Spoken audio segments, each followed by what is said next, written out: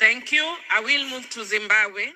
Hi guys, a very good evening. Welcome to Africa and Beyond Television Network. And we need to take a look on various issues which are happening in the nation of Zimbabwe, Africa, as well as beyond our borders. So there is a grouping called IPU, which is International Parliamentary Union, which is given Zimbabwe an order to reverse the recalls which were done by Tshabangu, and number two, to release Job Sikala. That grouping sent a team to the nation of Zimbabwe, and they attended some of the hearings of Job Sikala's matter. So the report was then submitted to the IPU president and was then adopted. So this is a very powerful parliamentary union across the globe, which is so influential and so powerful. And Zimbabwe suffers so many challenges if they are to continue holding Job Sikala in custody against the orders of this IPU. Something very important is happening in Zimbabwe at this juncture, at this moment in time. And I believe that the international community is waking up and trying to resolve the impasse in the nation of Zimbabwe. So we need to get to this whole thing and understand what the IPU is saying so that we get context of this matter.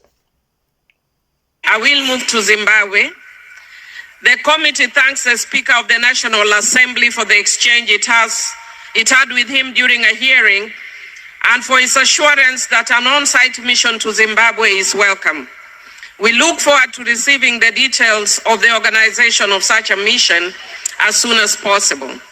However, the committee is concerned by alarming reports about the rapidly deteriorating health of Mr. Job Sikala, a seasoned parliamentarian of the Citizens Coalition for Change opposition party, who has spent more than a year in a maximum security prison over a speech he made in June last year.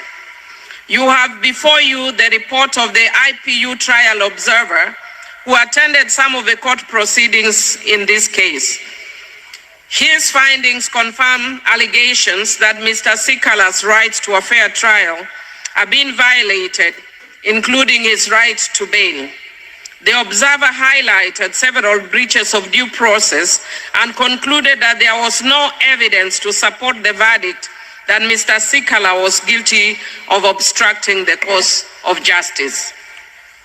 The committee deplores the fact that the continued arbitrary detention of Mr. Sikala made it impossible for him to practically exercise his right to take part in the 23rd August elections.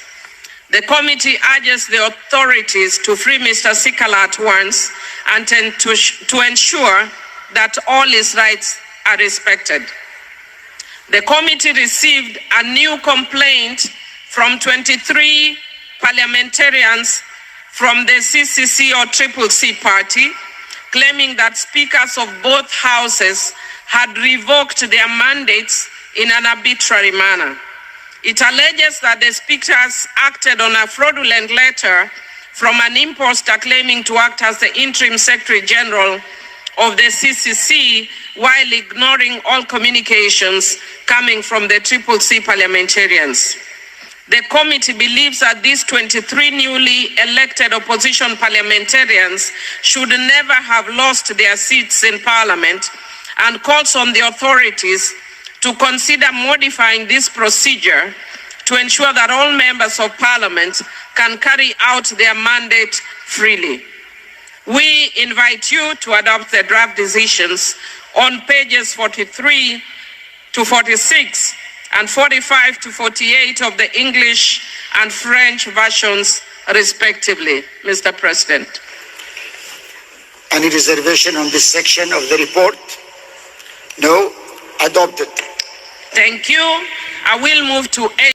So, taking a look on these two key issues, one would argue how the IPU will influence what is happening in the nation of Zimbabwe. But I'm going to explain. Tshabangu is now an international fugitive of the law, because if the IPU has adopted this report as they've done, what it means is if Tshabangu lands in any country which recognizes international laws, there is a risk that he will be locked up, he will be arrested, which means Tshabangu will not be able to travel to other countries. It will be difficult for him to move around, especially if he's going to go to countries which uphold democracy. So this is going to be very difficult for him, because unlike the Douglas Monzoro case, this one is very, very, very, very different. Remember, Tshabangu does not have a legal standing to be representing Triple C in whatever case. We have talked about this several times, and this is really happening at this moment in time. So it's a catch-22. Remember, people have gone for the nominations. The nomination code is set down, and everything is going on in the nation of Zimbabwe. So I do not know how the regime is going to solve this or work out this thing, but it's becoming a mess each and every day. Myself, I see the regime being in a self-destruction mode. One day it will just explode, and just like a bomb, you will see how catastrophic this is going to be. So it is what it is, Team Zimbabwe. I don't know what you think. In the comment section, please let us talk. What do you really think with this statement from the IPU? Are we going to see Zimbabwean government hearing their calls for the release of Job Sikala and for the reversal of the recalls? We do not know. We continue to watch and see.